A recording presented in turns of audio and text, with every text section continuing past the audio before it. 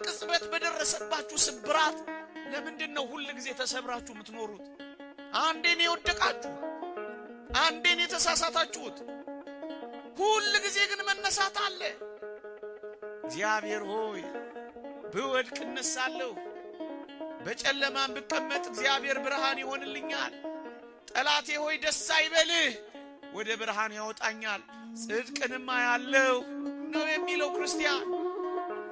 ነብዩ ነው ይሄንን የተናገረው። ወጣቶች ዛሬ በሚሆነው ነገር ስራ አጣችሁ ሊሆን ይችላል። ትምህርት አልሳካ ብሎ ተዘግቶ ሊሆን ይችላል።